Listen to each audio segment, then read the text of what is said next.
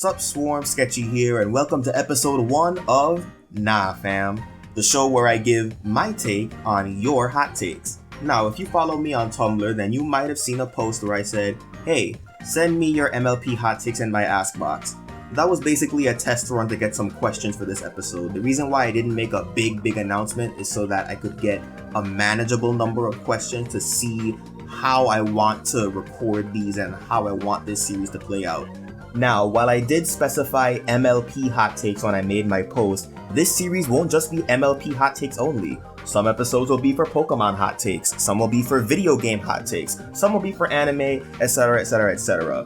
I basically have a variety of topics that I'll be rotating and cycling through, and how often I revisit a topic will depend on audience engagement and my own personal interest in talking about the topic. So, without further ado, let's see what you guys sent in. Tails Gothic Angel said, villain redemptions are a good idea on paper, but when the villain is 100% evil, or so petty and willing to jump to 100 on a scale of 1 to 10, like Stygian and Starlight, it doesn't work in the slightest. Starlight manipulated many ponies and formed a cult just because her friend moved away because he got his cutie mark, then tried to erase Twilight from history. Yes, Stygian was treated like shit, but he tried to fucking kill the pillars. You can't truly redeem that.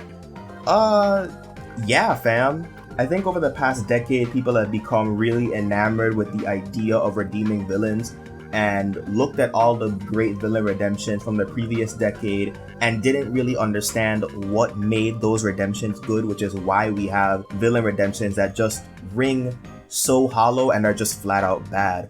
The only thing I really disagree with is the point on Stygian, because he wasn't really treated like shit.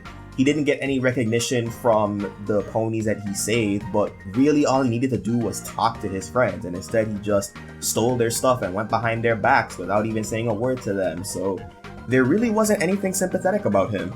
Michaela says, Cosmos was a better villain than every post-season 4 villain combined. I wish I could chime in on this, but I actually haven't read the Cosmos arc. It's been a long time since I read the MLP comics, so I can't even offer a take on this, unfortunately. Minion of the East says, people dump on many Rainbow Dash episodes that are quote-unquote bad, like Mysterious Mare Duel and 28 Pranks Later, when they are great episodes, yet praise Parental Glitis and Stranger Than Fanfiction as quote-unquote the best, which are actually among the worst episodes. I'm gonna have to give an emphatic yeah fam to this one. I said in the final FIM roundup that bronies have historically had the worst takes when it comes to Rainbow Dash episodes. Like, out of all the main 6, her episodes are the ones that on average have the worst takes when it comes to the fandom in general. I honestly don't know why that is. I have a vague idea, but that would require a lot more fleshing out and might warrant a full video on that topic in the future, but at the moment it's just too big of an issue to unpack. Philippe says, A Friend Indeed is a crap episode whose only saving grace is the smile song.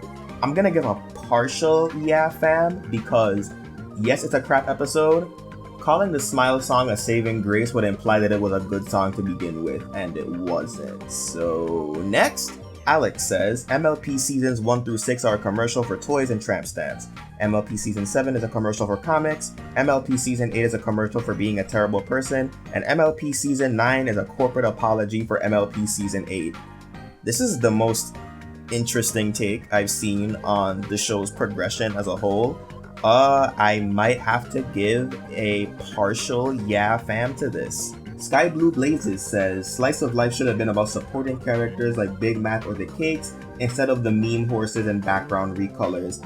Yeah, this is gonna be a hard yeah fam.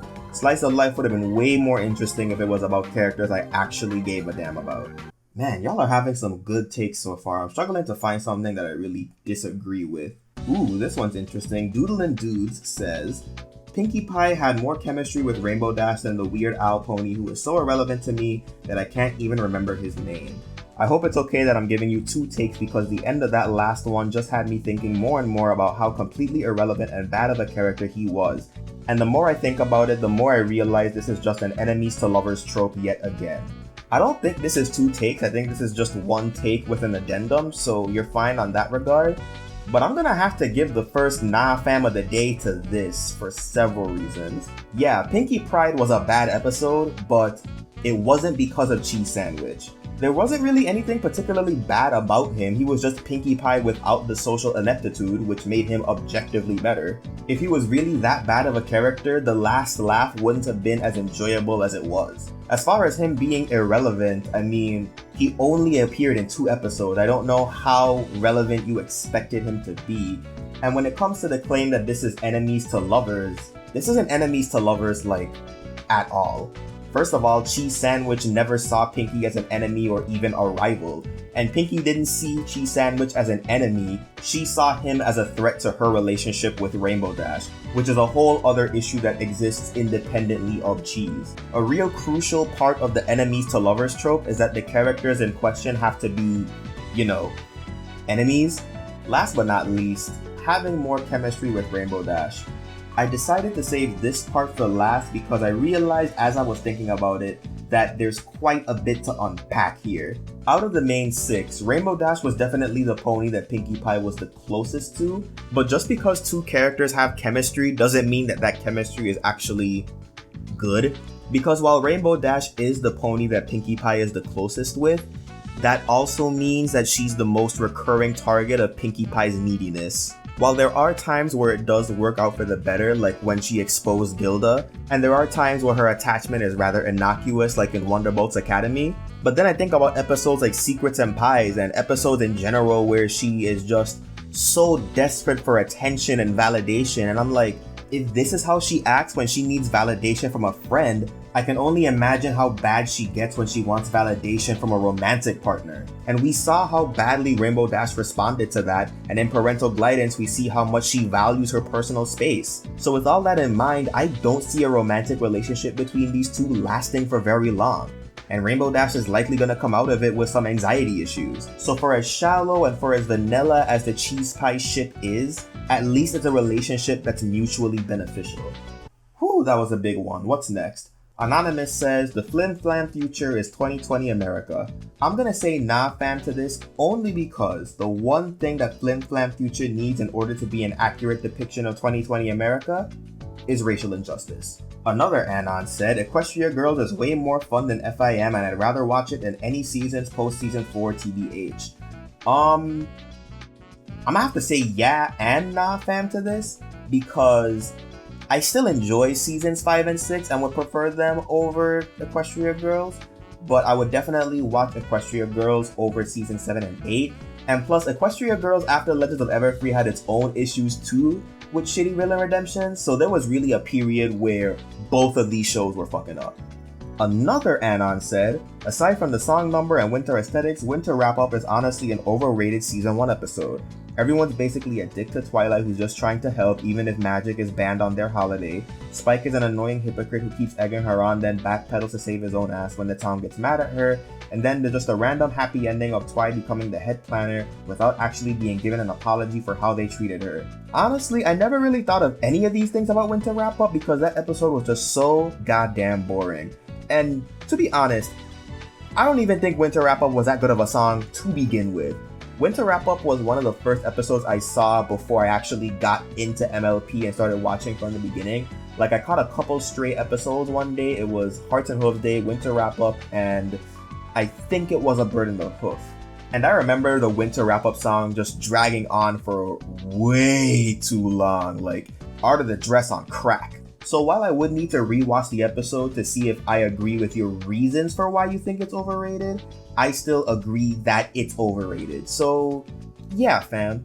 Yet another Anon said, Luna is honestly the least interesting of the main princesses TBH. I mean, after those CMC episodes and that Do Princesses Dream of Magic sheet mess, she just kinda never gained much dimension beyond cold emo princess next to the other 3. Hell, even Cadence had some more dimension, warmth, and story potential beyond just being a pretty love-focused princess, and yet the fandom just loves to hate her. I just don't get it, TBH. While I am going to say nah fam to this, I do understand a lot of people's frustrations with how the fandom just gasses up Luna when in actuality, as far as the show is concerned, they don't really do much with her. Now, I watched the show alongside reading the comics because I started watching the show a couple months before the comics first came out. And when it comes to how the comics treat Luna, they're willing to do more with her than just sad emo princess, and that was a big factor into why she was my favorite princess for such a long time before I just started to appreciate the strengths of all four. Now, the reason why I say nah fam to this is because the nucleus of the statement being Luna being the least interesting, I disagree mainly because, again, as far as the show is concerned, they do even less with Celestia than they do with Luna, so by definition, Celestia is the least interesting. Now, you mentioned story potential, which was really interesting because when it comes to Celestia, Luna, and Cadence, story potential is a big part of their appeal for a lot of people because they don't get a lot of screen time. So a lot of what people like these characters for is what they could be rather than what they actually are, when they were first introduced at least. And what gave Luna an edge above the other princesses in terms of brony appeal is that her first focused episode revolves around her trying to fit in with everybody else. And a lot of people that came into this fandom were outcasts, and so they really related to that and projected a lot of their social struggles onto Luna. And in a show where the fandom is populated by mostly nerds, a character that those people can project onto is going to be a magnet for fan appeal. So there is a method to the madness, but I can still see why it would be maddening. As far as Cadence being generally shit on by the fandom is concerned, I know Lily Orchard did a video talking about Cadence's appeal and dissecting why she kind of got flack from people when she was first introduced, and that goes into the issue a lot better than I could. So I would recommend you give that video a watch if you haven't already. And speaking of Lily Orchard, she says Starlight was faking her redemption to play the long con. Quite the take, quite the take. I'm less concerned with saying yeah or nah fam and more interested in what her end goal is if she really is playing the long con. That's something to sleep on. And with that, we have reached the end of the first episode of Nah Fam. So looking at the audio track, this looks to be about 12 and a half minutes of video and counting. So I think it's safe to say that for future episodes, I most likely won't be able to get to every single take you guys give me depending on how much I have to say on each take. So with that in mind, the next episode will be more MLP takes, but this time you guys on YouTube will have the opportunity to submit your takes in the comments. Just be sure to keep in mind the following rules. Number 1, only one hot take per person. Number 2, put hashtag NahFam in your comment so it makes it easier for me to see which comments are submissions for the next episode and which comments are just comments about the video in general. If you would like to submit your take anonymously, the link to my Tumblr Ask box will be in the description below. I'm trying different things to see what works best in regards to collecting questions, so I hope you guys enjoyed this first episode. I hope you guys are looking forward to the next episode, and until next time, keep it sketchy, folks. Peace.